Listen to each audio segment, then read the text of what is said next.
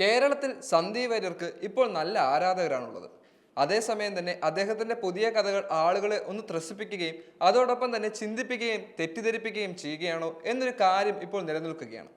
യഥാർത്ഥത്തിൽ സത്യം എന്താണെന്ന് പോലും ഒന്നും ചിന്തിക്കേണ്ടിയിരിക്കുന്നു. ഇപ്പോൾ സമൂഹത്തിൽ എല്ലായിടത്തും അദ്ദേഹത്തിന് നല്ല ആരാധകരുണ്ട്. അതുകൊണ്ട് തന്നെ അദ്ദേഹത്തിന്റെ ഓരോ വാക്കുകൾ പ്രസിദ്ധമാവുകയും ചെയ്യുകയാണ്. ഞങ്ങൾ ഭരിക്കുന്ന സമയത്ത് ആവിഷ്കാര സ്വാതന്ത്ര്യം ഇല്ല എന്ന് നിങ്ങൾ പറയുന്നു. ഞങ്ങൾ ഭരിക്കുമ്പോൾ ഇവിടെയാകെ അസഹിഷ്ണുതയാണെന്ന് നിങ്ങൾ പറയുന്നു. എന്നിട്ട് ഈ പറയുന്നവരൊക്കെ വാഴ്ത്തുന്നത് ആരാ? ജവഹർലാൽ നെഹ്റുവിനെ. ഇവിടെ സന്നിഹിതരായിരിക്കുന്ന രാഹുൽ മാങ്കൂട്ടത്തിലും ഷാജി സാഹിബുമൊക്കെ നെഹ്റുവിനെ വാഴ്ത്തുമ്പോൾ അവർ ഒരു കാര്യം മറക്കുന്നു. നെഹ്റു ഷാജി സാഹിബിന്റെ പ്രസ്ഥാനത്തെ ചത്ത കുതിര എന്നാണ് വിശേഷിപ്പിച്ചത്. ജനം തെരഞ്ഞെടുത്തു വിട്ട സർക്കാരിനെ പിരിച്ചുവിട്ട ജനാധിപത്യ വിരുദ്ധനാണ് നെഹ്റു എന്നത് പലരും മറക്കുന്നു. 15 PCCകൾ പ്രധാനമന്ത്രിയാകാൻ തിരഞ്ഞെടുത്തത് സർദാർ വല്ലഭായ് പട്ടേലിനെയായിരുന്നു. ആ തീരുമാനത്തെ മാനിക്കാതെ നെഹ്റു സ്വയം പ്രധാനമന്ത്രിയായി പ്രഖ്യാപിക്കുകയായിരുന്നു. പ്രധാനമന്ത്രിയായ ശേഷം നെഹ്റു എന്താണ് ചെയ്തത്? അഭിപ്രായ സ്വാതന്ത്ര്യത്തെ ഹാനിക്കുന്ന തരത്തിൽ ഭരണഘടനയെ പൊളിച്ചെഴുതി നടത്തി. അതിനെ അന്ന് CPM പോലും എതിർത്തില്ല എന്ന് ഓർക്കണം. ആകെ ശ്യാമപ്രസാദ് മുഖർജി മാത്രമാണ് അന്ന് നെഹ്റുവിനെതിരെ സംസാരിച്ചത്. Ramesh Thapar versus state of Madras ഒന്ന് വായിച്ചാൽ മതി. അൾട്രാ ലെഫ്റ്റനന്റ് ആയിരുന്ന ദാപ്പർ അദ്ദേഹത്തിന്റെ ക്രോസ് റോഡ് എന്ന പ്രസിദ്ധീകരണത്തിന് നെഹ്റു സെൻസർഷിപ്പ് ഏർപ്പെടുത്തി. അതിനെതിരെ ദാപ്പർ മദ്രാസ് ഹൈക്കോടതിയിൽ പോയി അനുകൂല വിധി വാങ്ങി. അന്ന് ആ കേസിൽ കക്ഷി ചേർന്നത് RSS പ്രസിദ്ധീകരണമായ ഓർഗനൈസർ മാത്രമാണ്. നെഹ്റുവിനെതിരെ കവിത എഴുതിയവന്റെ പേരിൽ ഒരു കവി ഒരു കൊല്ലത്തോളം ജയിലിൽ കിടന്ന നാടാണെന്ന് ഓർക്കണം. മാതൃഭൂമി പത്രം സംഘടിപ്പിച്ച സാംസ്കാരിക കലോത്സവത്തിലെ ഒരു വേദിയിൽ സംസാരിക്കവേ സന്ദീപ് വാര്യർ എന്ന പഴയ തീപ്പൊരി BJP നേതാവ് പറഞ്ഞ വാക്കുകളാണിത്. ഇക്കഴിഞ്ഞ ഉപതെരഞ്ഞെടുപ്പിൽ പാലക്കാട് MLA ആയി തിരഞ്ഞെടുക്കപ്പെട്ട രാഹുൽ മാങ്കൂട്ടത്തിലിനെയും അദ്ദേഹത്തിന്റെ മുന്നണിയിലെ പ്രമുഖ ഘടകകക്ഷിയായ മുസ്ലിം ലീഗ് നേതാവ് KM ഷാജിയെയും വേദിയിലിരുത്തിയാണ് സന്ദീപ് തന്റെ നിലപാട് വ്യക്തമാക്കിയത്.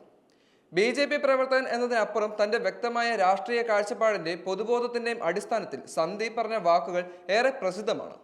എന്നാൽ ഇന്ന് സന്ദീപിന് അപ്പറഞ്ഞതൊന്നും ഓർമ്മയില്ലായിരിക്കാം. ഇനി അഥവാ ആരെങ്കിലും ഓർത്തെടുത്ത് ചൂണ്ടിക്കാട്ടിയാൽ അതെല്ലാം BJPയുടെ ഭാഷ്യമാണെന്നും താൻ BJPയുടെ നാവായിരുന്നത് കൊണ്ട് അങ്ങനെയൊന്നും പറയിപ്പിക്കാൻ വേണ്ടി എന്നായിരിക്കാം സന്ദീപ് പറയുന്നത്. മാത്രമല്ല ഇന്ന് അദ്ദേഹം രാഹുൽ മാങ്കൂട്ടത്തിനൊപ്പം തോളോട് തോൾ ചേർന്നുകൊണ്ട് ഓർഗനൈസറിന്റെ പ്രൊമോട്ടർമാരായ RSSനെ തന്നെ തള്ളി പറയുന്നുമുണ്ട്. കൂടാതെ അന്ന് ഫെസ്റ്റിവലിൽ ശാഖാശിഗന്ധം എതിർത്ത KM ഷാജിയുടെ പ്രസ്ഥാനത്തിന്റെ ഈറ്റില്ലമായ കുടപ്പനയ്ക്കൽ തറവാട്ടിൽ പോയി പാണക്കാട് തങ്ങളെ കണ്ട് അദ്ദേഹത്തെ മതസൗഹാർദ്ദത്തിന്റെ മകുടോദാഹരണമായി ഉയർത്തിക്കാട്ടുകയും ചെയ്തു സന്ദീപ്. RSS ബാണ്ഡവം വിട്ട താൻ BJPയെ ജനാധിപത്യത്തിന് ഇടമില്ലാത്ത കേന്ദ്രമായി വിശേഷിപ്പിക്കുന്നു എന്നാണ് വാര്യർ ഇപ്പോൾ പറയുന്നത്. മാത്രമല്ല പ്രധാനമന്ത്രി നരേന്ദ്രമോദി വെറുപ്പിന്റെ രാഷ്ട്രീയമാണ് മുന്നോട്ട് വെക്കുന്നതെന്നും ശരാശരി ഇന്ത്യക്കാരന്റെ വികാരം ഇന്ത്യൻ നാഷണൽ കോൺഗ്രസ് മാത്രമാണെന്നും അദ്ദേഹം പറഞ്ഞു വെക്കുകയാണ്. കേരളത്തെ സംബന്ധിച്ചിടത്തോളം രാഷ്ട്രീയ ചാഞ്ചാട്ടങ്ങളും നിലപാടുകളിലെ ന്യായപരമായ വ്യതിയാനങ്ങളും പുത്തരിയല്ല. എന്നാൽ താൻ കഴിഞ്ഞ ദിവസം പറഞ്ഞതൊക്കെയും പാർട്ടി നിലപാട് മാത്രമാണെന്നും അതിൽ നേരിന്റെ കണിക ലെവലേശം പോലും ഇല്ലായിരുന്നു എന്നും അസന്ധിതാത്മകമായി പ്രഖ്യാപിച്ച ഒരേ ഒരു നേതാവ് സന്ദീപ് വാര്യർ മാത്രമായിരിക്കും. എന്തുകൊണ്ടാണ് സന്ദീപ് ഇത്തരമൊരു മലക്കം മറിച്ച് നടത്തിയതെന്നത് ഇവിടെ ചിന്തനീയമാണ്. BJPക്കുള്ളിൽ തന്നെ ഒതുക്കാൻ സംസ്ഥാന അധ്യക്ഷൻ K സുരേന്ദ്രൻ ഉൾപ്പെടെയുള്ളവർ ശ്രമിക്കുന്നു എന്നതാണ് സന്ദീപിന്റെ കാരണവിവര പട്ടികയിൽ പറയുന്ന മുഖ്യ ആക്ഷേപങ്ങളിലൊന്ന്. അതിൽ കുറച്ചൊക്കെ ശരിയുണ്ടെന്ന് സമ്മതിക്കുമ്പോഴും അതിനുമപ്പുറം ചില വ്യക്തിപരമായ രാഷ്ട്രീയ കച്ചവട താല്പര്യങ്ങളും ഉണ്ടെന്നുള്ളതാണ് യാഥാർത്ഥ്യം. സന്ദീപിന്റെ ആക്ഷേപങ്ങൾ എന്തൊക്കെയാണെന്ന് പരിശോധിക്കാം. BJPയിൽ അഭിപ്രായ സ്വാതന്ത്ര്യം ഇല്ല എന്നതാണ് പ്രധാന ആക്ഷേപം. എന്നാൽ ശബരിമല വിഷയത്തിലൂടെ ചാനൽ ചർച്ചകളെ നിറഞ്ഞാടിയ സന്ദീപ് പാർട്ടിയുടെ ഔദ്യോഗിക വക്താക്കളിൽ ഒരാളായിരുന്നു എന്നതാണ് സത്യം. വർഷങ്ങളായി പാർട്ടിയിൽ പ്രവർത്തിക്കുന്ന പലർക്കും ലഭ്യമാകാത്ത പദവി സന്ദീപിന് ലഭിച്ചത് അദ്ദേഹത്തിന്റെ വാക്ചാരിത്വം കൊണ്ട് തന്നെയാണ്.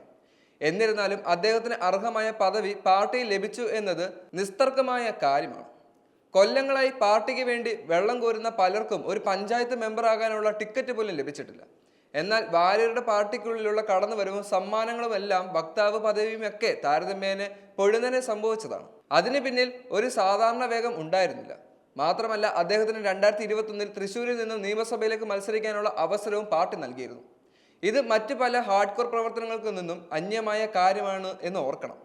തൃശ്ശൂരിലെ ഒരു പാർട്ടി പ്രവർത്തനവുമായി സന്ദീപിനുണ്ടായിരുന്ന ബന്ധം വഴിവിട്ടതാണ് എന്ന ആക്ഷേപം ഉയർന്നതോടെയാണ് ആരോപണത്തിന്റെ മെറിറ്റ് സ്ഥിരീകരിക്കപ്പെട്ടിട്ടില്ല അദ്ദേഹത്തിനെതിരെ ചില നീക്കങ്ങൾ പാർട്ടിയിൽ ഉണ്ടാകുന്നത്. ഇതുമായി ബന്ധപ്പെട്ട് അദ്ദേഹത്തിന് സംസ്ഥാനതല നേതൃത്വം പല താക്കീതുകളും മുന്നറിയിപ്പുകളും നൽകുകയും ചെയ്തിട്ടുണ്ട്. എന്നാൽ മുന്നറിയിപ്പുകൾ അവഗണിച്ച് മുന്നോട്ട് പോയ സന്ദീപും പാർട്ടി പ്രവർത്തകരിൽ ചിലരുമായി ഉണ്ടായ അസ്വസ്ഥതകൾ പരസ്യമായ കയ്യങ്ങളിലേക്ക് വഴിമാറി. ഇതേ തുടർന്ന് അദ്ദേഹത്തിന് ആശുപത്രിവാസം പോലും നേടേണ്ടി വന്നു. അത്രയും നാൾ പാർട്ടിയുടെ മുഖം എന്ന നിലയ്ക്ക് ഉയർത്തിക്കാട്ടിയിരുന്ന സന്ദീപിനെ ക്രമേണ പിൻവലിക്കേണ്ടത് പാർട്ടിയുടെ ആവശ്യമായി മാറി. തുടർന്ന് അദ്ദേഹത്തിന് പല വേദികളും നിഷേധിക്കപ്പെട്ടു എന്നത് വാസ്തവമാണ്. കാരണം സ്ത്രീ വിഷയത്തിൽ ആരോപണ നിഴൽ നിൽക്കുന്നയാളെ മാറ്റി നിർത്തുന്നത് ഉചിതം എന്നതായിരുന്നു BJPയുടെ RSSന്റെയും പക്ഷം. ഇതേസമയം പാർട്ടിക്കുള്ളിൽ കെ സുരേന്ദ്രനെതിരെ പല വിഷയങ്ങളിലും ഇടഞ്ഞു നിന്ന നേതാക്കന്മാരുമായി സന്ദീപ് കൈകോർത്തു. തുടർന്ന് സുരേന്ദ്ര വിരുദ്ധ നീക്കങ്ങളിൽ അദ്ദേഹം പങ്കാളിയായതോടെ പാർട്ടി ഔദ്യോഗിക പക്ഷത്തിന്റെ കണ്ണിലെ കരടായി മാറി. അപ്പോഴും ബഹുഭൂരിപക്ഷം വരുന്ന പാർട്ടി പ്രവർത്തകരും അണികൾക്കുമൊക്കെയായി സന്ദീപ് ഹീറോ തന്നെയായിരുന്നു. ഒരുപക്ഷെ മറ്റേത് തലമുതിർന്ന നേതാക്കന്മാർക്കുമില്ലാത്ത തരത്തിൽ സന്ദീപിന് പൊതുജന മധ്യത്തിലും സൈബർ ഇടങ്ങളിലും ലഭിക്കുന്ന സ്വീകാര്യത പാർട്ടിയെ പോലും അത്ഭുതപ്പെടുത്തിയിട്ടുണ്ട്. അക്കാരണം കൊണ്ട് തന്നെയാണ് അവർ സന്ദീപിനെ പരസ്യമായി തള്ളാനോ പുറത്താക്കാനോ ശ്രമിക്കാത്തത്. പകരം അവർ സന്ദീപിനെ കൂടെ നിർത്തി ഒതുക്കി എന്നത് ഒരു വസ്തുതയാണ്. പാർട്ടി തനിക്കെതിരെ ഒരു നടപടിയും കൈക്കൊള്ളാത്ത സാഹചര്യത്തിൽ പാർട്ടിക്കെതിരെ പരസ്യമായി പ്രതികരിക്കാൻ സാധിക്കാതെ വിഷമിച്ച സന്ദീപ് തന്റെ രാഷ്ട്രീയ ഭാവി ക്രമേണ മുരടിക്കുകയാണെന്ന് തിരിച്ചറിഞ്ഞു. ഇതോടെ സന്ദീപ് പുതിയ മേച്ചിൽപ്പുറങ്ങൾ തേടിയെത്തി. RSS നേതൃത്വം ഉൾപ്പെടെ അത് തിരിച്ചറിയുകയും ചെയ്തു. ഇതിനിടെ പലവിധ അനുയായി നീക്കങ്ങളും പിൻവാതിലൂടെ നടന്നെങ്കിലും ഒന്നും ബലവത്തായില്ല. ഒടുവിൽ സാക്ഷാൽ സുരേന്ദ്രൻ തന്നെ സന്ദീപിനെ കൂടെ കൂട്ടി ഒരു മറുകണ്ഠം ചാടൽ ഒഴിവാക്കാൻ ശ്രമിച്ചു. വയനാട് തിരഞ്ഞെടുപ്പിൽ സുരേന്ദ്രൻ മത്സരിക്കവേ സന്ദീപായിരുന്നു മുഖ്യ പ്രചാരകൻ. ഇത് വെറുതെ അങ്ങ് സംഭവിച്ചതല്ല. സന്ദീപിനെ ഒപ്പം നിർത്തി തന്റെ കാര്യം സാധിക്കണം എന്ന ബുദ്ധി തന്നെയാണ് സുരേന്ദ്രൻ അവിടെ പയറ്റിയത്.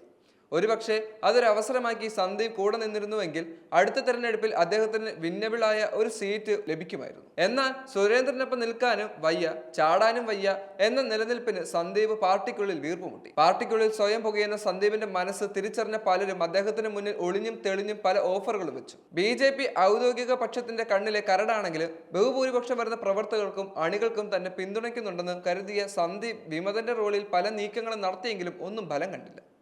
ഏതാണ്ട് ഇതേ സമയത്ത് തന്നെയാണ് പാലക്കാട് ഉപതെരഞ്ഞെടുപ്പ് വരുന്നത്. വയനാട്ടിൽ സുരേന്ദ്രനൊപ്പം തോളോട് തോൾ ചേർന്ന താൻ അല്ലാതെ മറ്റൊരു ഓപ്ഷൻ സുരേന്ദ്രന്റെ മനസ്സിൽ ഉണ്ടാകില്ലെന്ന് കരുതിയ സന്ദീപിന് തെറ്റി. ഉൾപാർട്ടി കളിയുടെ ആഫ്റ്റർ എഫക്ട് പ്രവർത്തിച്ചു തുടങ്ങിയതോടെ പാലക്കാട് സീറ്റ് C. കൃഷ്ണകുമാറിന് ലഭിച്ചു.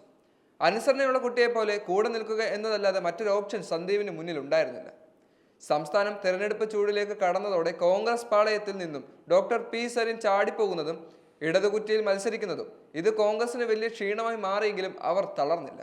മറുപക്ഷത്തിൽ നിന്നും, അതായത് CPM നിന്നും ചിലരെ തിരിച്ച് റാഞ്ചിയാലോ എന്ന ചിന്താഗതി കോൺഗ്രസ് ക്യാമ്പിൽ ഉയർന്നെങ്കിലും അതത്ര ബലവത്താകില്ല എന്ന തിരിച്ചറിവിൽ അവർ ആ ശ്രമം ഉപേക്ഷിച്ചു. അതിനിടെയാണ് കോൺഗ്രസ് അനുഭവമുള്ള ചില സിനിമാക്കാർ സന്ദീപിന്റെ സാധ്യത പാർട്ടിക്ക് മുന്നിൽ വെച്ചത്. പിന്നെല്ലാം ചടുല വേഗത്തിലായിരുന്നു. സന്ദീപിന്റെ ചില സ്വപ്നങ്ങൾ സാക്ഷാത്കരിക്കുന്നതിന് സഹായമാകും വിധം ചില ഓഫറുകൾ അദ്ദേഹത്തെ തേടിയെത്തിയത് അങ്ങനെയായിരുന്നു.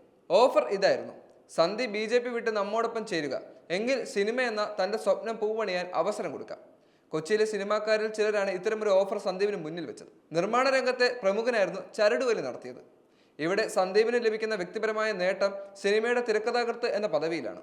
പലർക്കും അറിയാത്ത ഒരു കാര്യം ഇതാണ്: ചെറുപ്പം മുതൽ തന്നെ സന്ദീപ് കഥകളും തിരക്കഥകളുമൊക്കെ എഴുതുമായിരുന്നു. എന്നാൽ അതൊന്നും ഒരു പ്രൊജക്റ്റായി മാറ്റിയെടുക്കാൻ അദ്ദേഹത്തിന് സാധിച്ചിരുന്നില്ല. സന്ദീപിന്റെ ഈ മോഹം തിരിച്ചറിഞ്ഞ കൊച്ചിയിലെ ചില ബിഗ് ഷോട്ടുകൾ നനനയിടം നോക്കിക്കുഴിച്ചു. ആ കുഴിയിൽ സന്ദീപ് കൃത്യമായി വീഴുകയും ചെയ്തിട്ടുണ്ട്. എന്നാൽ സന്ദീപിന്റെ മനസ്സിൽ സിനിമ മാത്രമായിരുന്നില്ല. രാഷ്ട്രീയയിൽ പ്രശാന്ത സുന്ദരനായ ഒരു ഭാവി അദ്ദേഹം സ്വപ്നം കണ്ടിരുന്നു. 2026 സംസ്ഥാനത്ത് ഭരണമാറ്റം ഉണ്ടാകുമോ എന്ന് ഒരുറപ്പുമില്ല. അങ്ങനെയെങ്കിൽ ഒരുപക്ഷെ CPMലാകും തന്റെ സാധ്യത എന്നതും അദ്ദേഹം ഒരു വേള ചിന്തിച്ചിരുന്നു. അതിനിടെ രണ്ടും കൽപ്പിച്ച് സന്ദീപ് BJPയെ പ്രതിസന്ധിയിലാക്കി വാർത്താ സമ്മേളനം നടത്തി. അതിലൂടെ രണ്ട് കാര്യങ്ങളാണ് അദ്ദേഹം ലക്ഷ്യമിട്ടത്. ഒന്ന്, BJPയെ അടിമുടി പ്രതിസന്ധിയിലാക്കി പാലക്കാട്ട് പ്രതികൂല രാഷ്ട്രീയ സാഹചര്യം സൃഷ്ടിക്കുക എന്നത്. രണ്ട്, തനിക്ക് മുന്നിലേക്ക് അവസരങ്ങൾ തേടിയെത്തുന്ന സാഹചര്യം ഒരുക്കുക. അവസരങ്ങൾ ഇങ്ങോട്ട് വരുമ്പോൾ ബാർഗേനിയം പവർ കൂടും. വിന്നബിൾ സീറ്റ് ഉൾപ്പെടെയുള്ള കാര്യങ്ങൾ ഉറപ്പാക്കാൻ അതിലൂടെ സാധിക്കും. ഏതായാലും സന്ദീപിന്റെ തന്ത്രം ഭരിച്ചു. ആരെ കിട്ടിയാലും ഉൾക്കൊള്ളാം എന്ന് ചിന്തിക്കുന്ന CPMും സന്ദീപിന് മുന്നിൽ അവസരങ്ങളുമായി എത്തി. തന്നെ തേടി വന്ന ആരെയും സന്ദീപ് മടക്കി അയച്ചില്ല. എല്ലാവരെയും അദ്ദേഹം ഡീൽ ഉറപ്പിക്കാൻ ശ്രമിച്ചു. കൂട്ടത്തിൽ ബെസ്റ്റ് ഡീൽ ഫിക്സ് ചെയ്യാം എന്നതായിരുന്നു മനസ്സിൽ. വാസ്തവത്തിൽ സന്ദീപിന്റെ കുടില ബുദ്ധി ഇവിടെ നന്നായി പ്രവർത്തിച്ചു എന്ന് വേണം വിലയിരുത്താൻ. CPIയും CPMും നൽകിയ ഓഫറുകൾ മികച്ചതായിരുന്നു. പക്ഷേ മുന്നോട്ടുള്ള നാൾവഴികളിൽ ഇതിന്റെ സാധ്യതകൾ അദ്ദേഹത്തിന് ലേശം സംശയമുണ്ടായിരുന്നു. മാത്രമല്ല, ഇന്നലെ വരെ തള്ളിപ്പറഞ്ഞ പ്രത്യാശാസ്ത്രത്തെ പെട്ടെന്ന് പുൽകുന്നതും അത്ര കണ്ട് സുഖകരമായ കാര്യമല്ല. തന്റെ വിശ്വാസ സംബന്ധമായ കാര്യങ്ങൾക്കും ഇടതു പാർട്ടികളിൽ കൃത്യമായ ചോയ്സ് അല്ല എന്ന് അദ്ദേഹം വിലയിരുത്തി. അതേസമയം കോൺഗ്രസ് നൽകിയ ഓഫർ സ്വീകരിച്ചാൽ ഒരു വെടിക്ക് 3 പക്ഷിയാണ്. ഏറ്റവും പ്രധാനം പാലക്കാട് തന്നെ. അവിടെ ഒരു വിന്നബിൾ സീറ്റ് ഉറപ്പാണ്. ഇനി അഥവാ അവിടെ എന്തെങ്കിലും തടസ്സം അനുഭവിച്ചാലും പ്ലാൻ ബി എന്ന നിലയിൽ തന്റെ പഴയ തട്ടകമായ തൃശ്ശൂരിൽ മറ്റൊരു സീറ്റ് ലഭിക്കും. ഇവിടെ ഒരു എക്സ്ട്രാ ബോണസ് കൂടി സന്ദീപ് കണ്ടു. ഒരു വേള താൻ പരാജയപ്പെട്ടാലും സംസ്ഥാനത്ത് UDF ഭരണം വന്നാൽ ചുരുങ്ങിയത് ഒരു ബോർഡ് കോർപ്പറേഷൻ അധ്യക്ഷ സ്ഥാനമെങ്കിലും, അതുമല്ലെങ്കിൽ ദേവസ്വം പ്രസിഡന്റായെങ്കിലും ഉറപ്പിക്കാം. കാര്യങ്ങൾ പോസിറ്റീവായി മുന്നോട്ട് പോകാൻ എല്ലാം നടപ്പാകും. ഒപ്പം തൻ്റെ സിനിമാ മോഹങ്ങളും പൂവണിയും. ഇനി ഒരു വേള രാഷ്ട്രീയ ഭാവി മുരടിച്ചാലും സിനിമയിലൂടെ ജീവിതം പിടിച്ചെടുക്കാനും എന്നാകുമെന്നാണ് അദ്ദേഹം ചൂണ്ടിക്കാണിക്കുന്നത്. വരുംവരായികളും ലാഭനഷ്ട കണക്കുകളും കൂട്ടിക്കിഴിച്ച് നോക്കിയപ്പോൾ സന്ദീപിന് മുന്നിൽ ഒരേ ഒരു ചോയ്സ് മാത്രമാണുള്ളത്. BJPയെ വെറുപ്പിന്റെ ഘടകമായി കണ്ട് തള്ളുക, സ്നേഹത്തിന്റെ ഘടകമായ കോൺഗ്രസിനെ വാഴ്ത്തി അവിടെ ഒരു മെമ്പർഷിപ്പ് എടുക്കുക. എന്നാൽ കോൺഗ്രസിൽ സന്ദീപിനെ കാത്തിരിക്കുന്നത് സമാനതകളില്ലാത്ത വെല്ലുവിളികളാണ് എന്നത് മറ്റൊരു വസ്തുതയാണ്. അതിനെ എങ്ങനെ അദ്ദേഹം അതിജീവിക്കാൻ സാധിക്കും? അതിജീവിച്ചാലും ജനങ്ങളുടെ തീരുമാനം എന്താകും എന്നതൊക്കെ കാത്തിരുന്ന് കാണേണ്ട കാര്യമാണ്.